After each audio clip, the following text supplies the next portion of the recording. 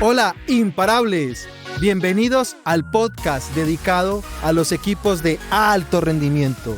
Junto a expertos conoceremos las claves para crear y mantener equipos que marcan la diferencia. Hola a todos, bienvenidos a Imparables. Hoy tenemos el enorme gusto de estar en compañía de Rafael Dols. Rafael es un ingeniero industrial con más de 30 años de experiencia en entornos industriales de alta exigencia. Oye, Rafael, muchísimas gracias por acompañarnos hoy. Buenas tardes, gracias Alex y encantado de estar con vosotros.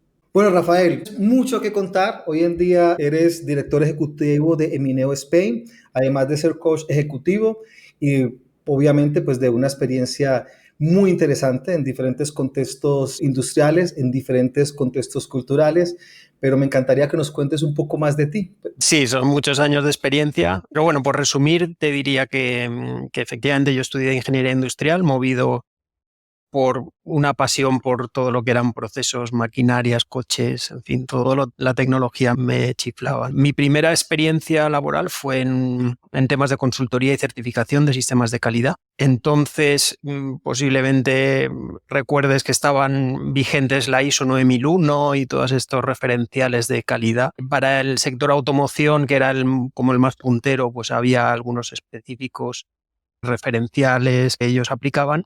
Y bueno, esa fue mi primera experiencia. De ahí pasé ya a dirigir un departamento de calidad en una empresa industrial. Te estoy hablando del año 97. Yo era muy joven, la verdad.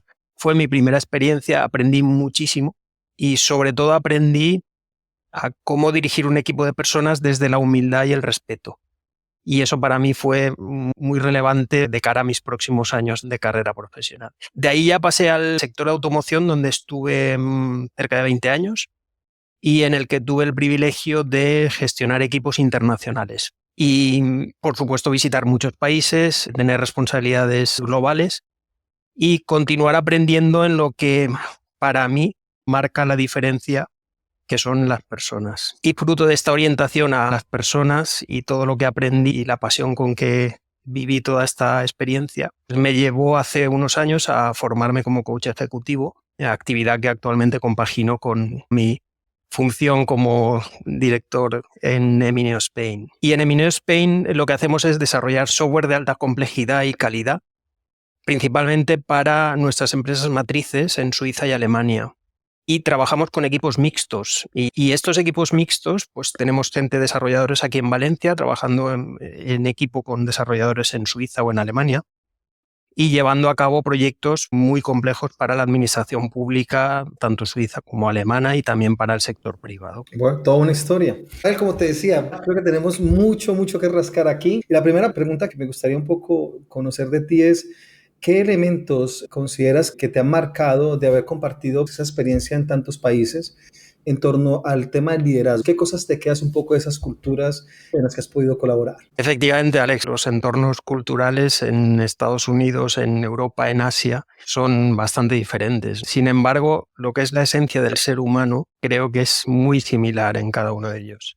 En cualquier lugar, cualquier persona, en cualquier circunstancia, independientemente de su condición, lo que más le gusta es que le traten con respeto y cariño. Daba igual que estuviera en China, en Finlandia o en Estados Unidos. Y eso es algo que culturalmente, por mucho que se diferencie una persona de Michigan o de Shanghai, al final te das cuenta que es lo que nos mueve a las personas. Incluso en Europa te diría que, estando en un entorno sociocultural mucho más cercano, las personas de la empresa aquí en Valencia y los colegas de Alemania o de Suiza, pues también hay diferencias. Por ejemplo, en la forma de dirigirnos, centroeuropeos son mucho más directos. Lo mismo sucede con China y Estados Unidos. Y al final, para mí, el mayor aprendizaje es el tener una mente abierta.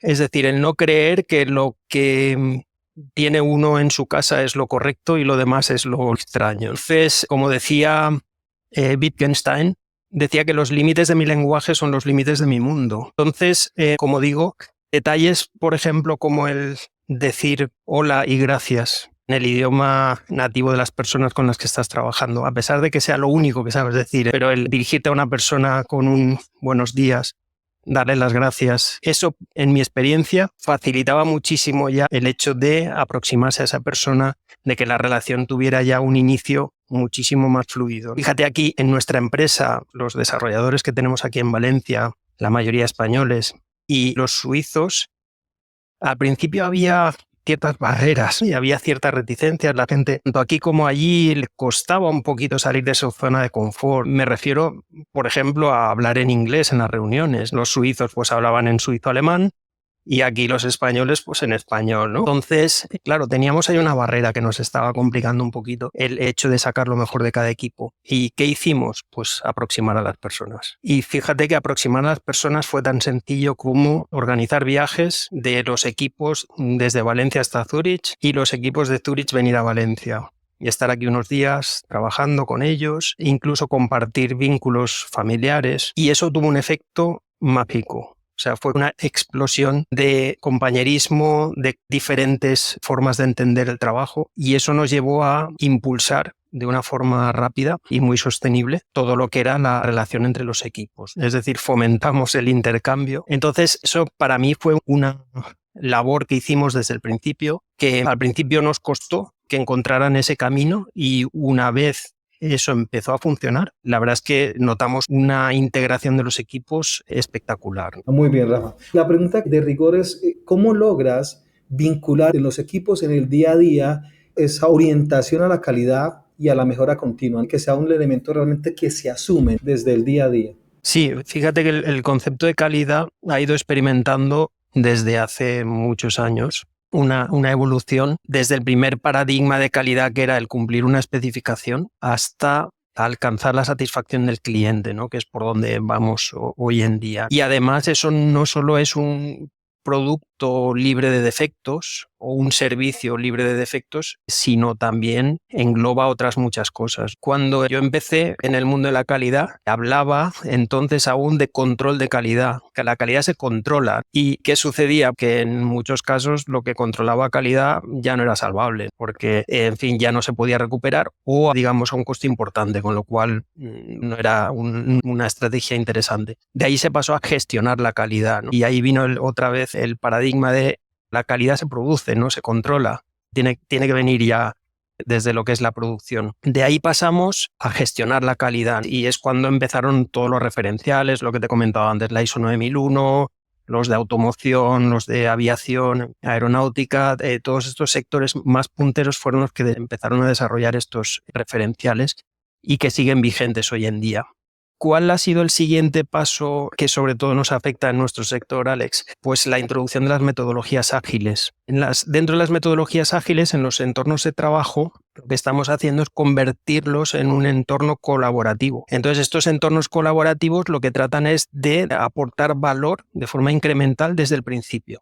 Es decir, el cliente espera obtener un servicio determinado o un producto, y lo que hacemos es desde el principio ir dándole valor. Y en cada ciclo incremental de valor, que en la agilidad se le llama sprint, le vamos dando un poquito más de valor, ¿no? Entonces, ¿cómo lo conecto yo con la calidad? Todo esto, por supuesto, lleva asociado un feedback del cliente o del representante del cliente, lo que se llama el Product Owner, donde se va retroalimentando el equipo con la opinión del cliente acerca de lo que se le va entregando. Con lo cual, tenemos un feedback continuo del punto de vista del cliente respecto a lo que le hemos entregado, lo que queda por entregar y cómo de satisfecho está el cliente con eso. Con lo cual, para mí es una evolución muy clara de cómo un proceso que antes era más discreto, hoy lo hacemos de forma continua, de forma iterativa, aportando la opinión del cliente, aportando acciones de forma continua, con lo cual la evolución es mucho más cercana a lo que el cliente espera recibir. Entonces yo creo que con todas estas ceremonias que van asociadas a los sistemas ágiles, lo que estamos permitiendo es que ese gap que antes podía ser más grande, lo vayamos haciendo cada vez más pequeño y podamos irnos aproximando cada vez más a lo que el cliente espera recibir al final de forma incremental y aportándole valor cada día. Perfecto. O sea que fue una buena forma de integrar esa necesidad de la calidad y la mejora continua, pues la encontrás en las metodologías ágiles, que tiene, pues obviamente, como tú sabes, tiene un fundamento teórico muy importante, siempre y cuando quien de alguna manera haga esas revisiones, como bien dices tú, sea al final quien acepta, ¿no? Bueno, Rafael, ¿cómo en ese día a día que estás con esos equipos, cuando tienes nuevos equipos, cómo logras de alguna manera compartir con ellos esas experiencias para que adquieran de alguna forma adaptación y resiliencia en el día a día, y más en un entorno tan cambiante como los que están, ¿no? Sí, fíjate, cuando yo estudiaba, el concepto de resiliencia lo vi en una asignatura que se llama elasticidad y resistencia de material. Y aquello se medía con un ensayo, con el péndulo de Charpy, y lo que hacía era medir la capacidad de un material de absorber la energía de un impacto por unidad de superficie fracturada. Y eso te daba una indicación de la tenacidad del material. Y a eso se le llama resiliencia. Eso luego ha derivado, ¿no? Y en la actualidad el concepto de resiliencia se ha popularizado y nos referimos a él como la capacidad de adaptación de un ser vivo frente a un agente perturbador o un estado o situación adverso. Para entender un poco el concepto, porque efectivamente es algo que sin duda está relacionado con la capacidad de adaptarnos como seres humanos. Fíjate, yo creo que el ser humano no hubiera tenido la capacidad de adaptarse, no estaríamos aquí hoy en día. Que desde la prehistoria, fíjate las oportunidades que ha tenido el ser humano para desaparecer como especie y realmente nos hemos ido adaptando.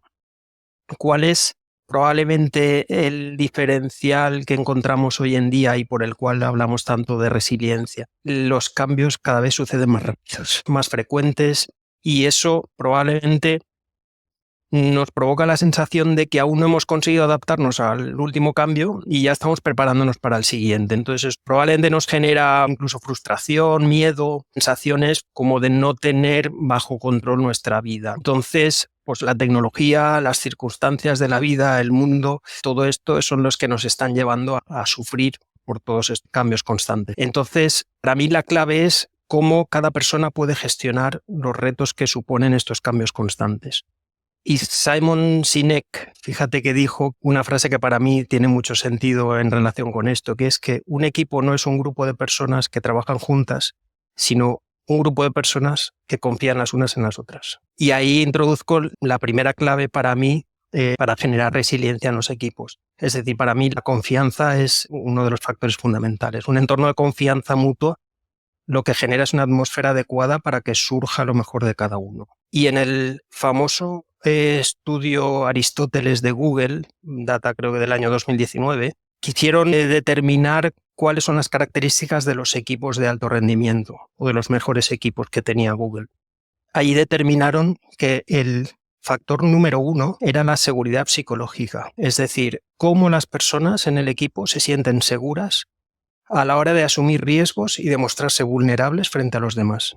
Y cómo desde la ausencia del miedo a equivocarse, a mostrarse vulnerables, a mostrar sus carencias, pues cómo surge lo mejor de cada uno y en consecuencia lo mejor del equipo. Esos son unos factores para mí muy importantes. Y hay otra definición de equipo que a mí me gusta mucho, que decía que un equipo es un grupo de personas que se han puesto de acuerdo en cómo ponerse de acuerdo cuando no estén de acuerdo. Y ahí me conecta con cómo se gestionan los conflictos. Entonces, es un aspecto que normalmente se obvia, sin embargo, es uno de los factores para mí más importantes para conseguir esa resiliencia como equipo. Entonces, para mí esos 3 factores serían fundamentales. Cómo se puede generar esa confianza y cómo se pueden, desde el interior, ponernos de acuerdo en cómo queremos resolver los conflictos, cómo queremos funcionar como equipo y cómo queremos ser más fuertes como equipo. Rafa, tocas elementos que seguramente nos darán pie para otra charla, así que estás invitado de antemano. Otra pregunta que puede ser muy interesante para las personas que nos escuchan y es en torno a la cultura organizacional, ¿no? ¿Qué elementos de las culturas organizacionales en las que has tenido la oportunidad de trabajar crees que tú puedes decir son fundamentales para poder de alguna manera desarrollar y consolidar esos equipos de alto rendimiento? Sí, acabamos de comentar algunos factores muy importantes, generar ese clima de confianza, de seguridad psicológica y también el fomentar la humildad y el tener una mente abierta, ¿no? Aprender a mirar más allá, a aceptar que la diversidad de opiniones, de formas de trabajar, de cultura, pues genera una riqueza en cada uno de nosotros inmensa, ¿no? Aquí en Emineo Spain siempre decimos que nos ocupamos de las personas. Además sabemos que una persona que está feliz donde está trabajando irradia esa emoción en todo lo que hace. No solo en su vida profesional, también en su vida personal. Procuramos que las personas tengan todo lo necesario para desarrollar su talento y no tener que preocuparse de nada más que no sea desarrollar su talento. Y para eso, pues lógicamente, se requieren una serie de elementos que pueden ser externos, como puede ser la formación o programas de apoyo, pero hay otros que simplemente es a nivel interno. La empresa no necesita nada, lo hacemos las personas. Entonces es cuestión de plantearse qué es para la empresa importante. En nuestro caso, pues aparte de lo que es la formación, apoyamos a la gente con coaching y procesos de mentoring. Y además, cuando alguien tiene alguna dificultad, lo que tratamos es de apoyar desde el equipo en todo lo que podamos y lo antes posible.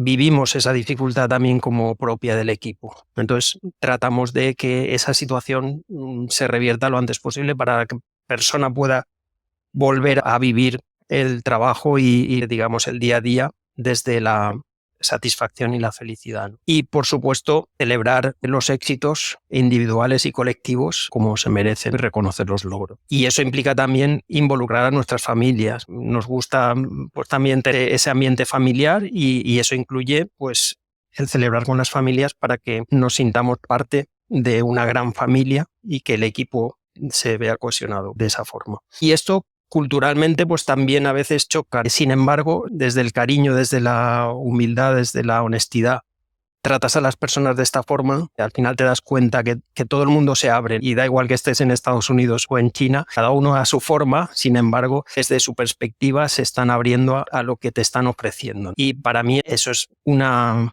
forma muy humana de acercarte a las personas. Trabajamos desde el punto de vista profesional para dar apoyo, para dar formación, coaching y lógicamente todo esto es para que la persona pueda desarrollar su trabajo al 100% y pueda lógicamente dar el rendimiento esperado a la empresa. En paralelo, personas para nosotros son lo más importante en el sentido que cuando una persona no está bien a nivel personal es difícil que ejerza el trabajo de forma correcta o como esperamos.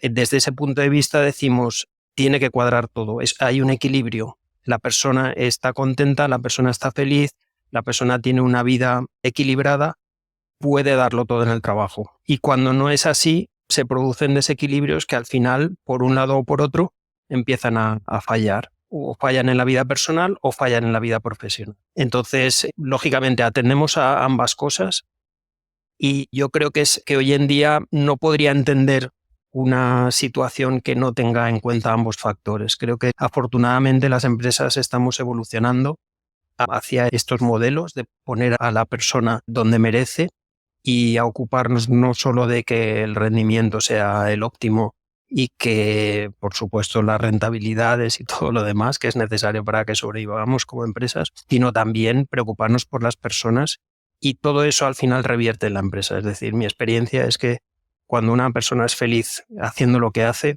da esa felicidad y devuelve con creces lo que la empresa está invirtiendo en ella. Total.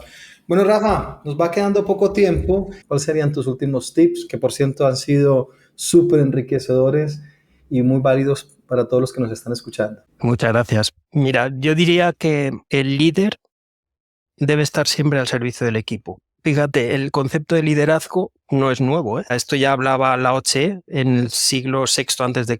Ya hablaba, ¿no?, del liderazgo y decía que hablaba del rechazo del poder del liderazgo que engloba alianzas ganadoras y competidoras y la manipulación. Fíjate, hablaba de esto ya 6 siglos antes de Cristo. Y también decía que había que poner el foco en la autoconciencia y en la confianza de servir a otros. Luego, ya en 1977, Inleaf introdujo el concepto de liderazgo de servicio. Y yo creo que esto hoy cobra, como te he dicho antes, máxima relevancia al hablar de equipos de alto rendimiento. Estamos hablando de que el líder es alguien que tiene que estar a disposición del equipo.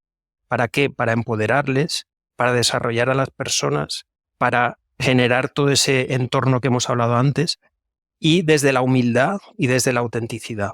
Para mí, el estar al servicio del equipo para mí es básico y creo que es el factor fundamental. En segundo lugar, diría generar ese entorno de crecimiento personal y profesional desde la seguridad psicológica que hemos hablado antes. Y de nuevo, cuando las personas no temen fallar, dan lo mejor de sí mismos.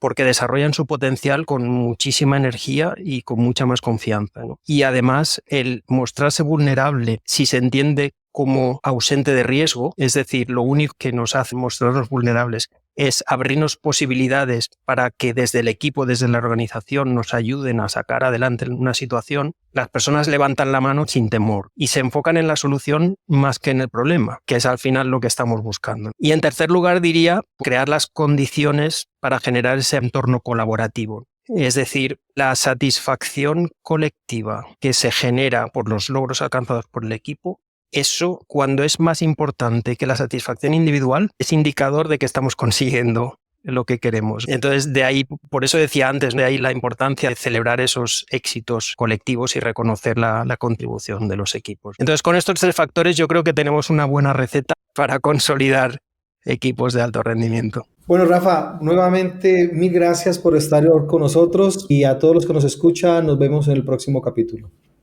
Muchas gracias, Alex. Un placer.